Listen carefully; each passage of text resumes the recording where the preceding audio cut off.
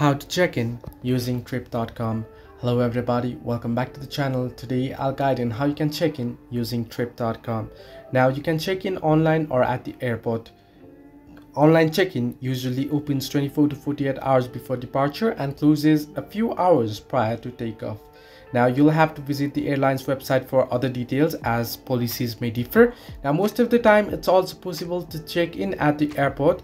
However, please keep in mind that some airlines charge extra fees for this option and you'll be required to be there well in advance.